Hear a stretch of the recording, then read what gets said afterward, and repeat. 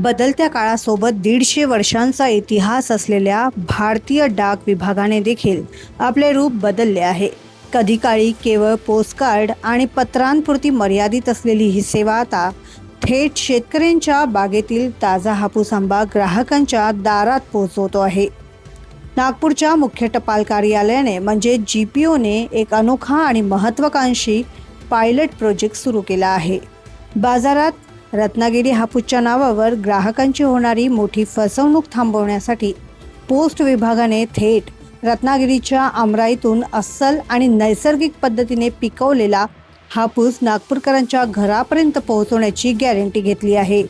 या उपक्रमामुळे बाजारातील मध्यस्थ आणि दलालांची साखळी मोडीत निघाली असून थेट शेतकऱ्यांना त्यांच्या मालाचा योग्य भाव मिळतो आहे. तर दुसरीकडे ग्राहकांना बाजारापेक्षा अत्यंत वाजवी आणि स्वस्त दरात थेट घरपोच अस्सल हापूस आंबा उपलब्ध होतो आहे. या योजनेला नागपूरकरांकडून उत्स्फूर्त प्रतिसाद मिळत असून व्हॉट्सॲपद्वारेही या आंब्याची बुकिंग केली जात आहे. हापूसच्या या यशस्वी प्रयोगानंतर आता आगामी काळात विदर्भातील प्रसिद्ध नागपुरी संत्रा थेट ग्राहकांच्या घरापर्यंत पोहोचवण्यासाठी पोस्ट विभाग मोठा ॲक्शन प्लॅन तयार करत आहे. या संपूर्ण उपक्रमाबाबत नेमकी काय योजना आहे पाहूयात. नागपूरचे वरिष्ठ पोस्ट मास्टर अतुल काळे काय सांगताहेत. मी मुळात कसं आहे की 7 ते 8 वर्ष मुंबईमध्ये होतो आणि मुंबईमध्ये एक बघितलं मी की नागपूरच्या संत्र्यांची किंवा नागपूरच्या संत्रा बर्फीची खूप जास्त डिमांड होती आणि ती डिमांड ॲक्च्युली लोकांपर्यंत पोहोचत नव्हती. या संकल्पनेतून मी विचार केला की आपल्याकडे हापूस आंबा येत नाही, तो आला तरी एक्झॅक्टली चांगला मिळेलच काय असं नको. आता त्या दृष्टीनं जर आपल्याला संत्रे पाठवायचे असेल तर त्याचा होमवर्क करणं जास्त गरजेचं होतं आणि त्या गरजेतूनच आपल्याला ही संकल्पना सुचली आहे की जे हापूस आंबे आहेत, रत्नागिरीचे हापूस आंबे आहेत, ते आपल्याकडे विकायचे, जेणेकरून आपल्याला याच्यातनं जो अनुभव येईल त्या अनुभव आपल्याला नागपूरचे संत्रे आपल्याला विकायचे आहे त्या दृष्टीने तो उपयोग करता येईल त्याचा.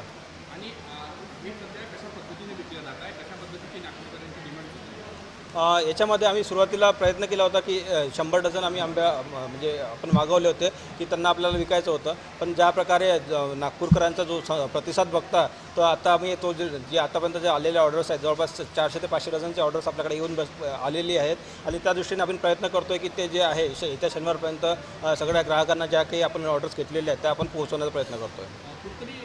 पोस्टल सेवेचा एक विश्वास सुद्धा आहे का हापूस जो आहे तो खरा मिळेल, म्हणजे बाजारात मिळणाऱ्या हापूसच्या तुलनेत होणारी फसवणूक थांबेल आणि पुढच्या काळामध्ये संत्रा दिला जाईल. नेमकं मुळात पोस्ट ऑफिस म्हणजे सगळ्यात महत्त्वाचं जर बघायला गेलं तर आपण पोस्ट ऑफिस हा एक त्याला समानार्थी शब्द आपण म्हणता येईल की तो विश्वास आहे आणि तो विश्वास कायम ठेवायचा ही आमची जबाबदारी आहे आणि ती जबाबदारी घेऊन घेऊन आलेलो आहे की जो काही आंबा घेतो आहे आपण तो थेट शेतकऱ्यांच्या माळ्यातनं किंवा शेतकऱ्यांच्या बागेतनं आपण तो घेतो आहे आणि तो आपल्या ग्राहकापर्यंत पोहोचवतो आहे. कुठेतरी ही रासायनिक पद्धतीनं किंवा नैसर्गिकरित्या पिकलेला जो आहे तो मिळणार आहे आणि पुढच्या काळामध्ये संत्र्यासाठी तुमचं काय केलं?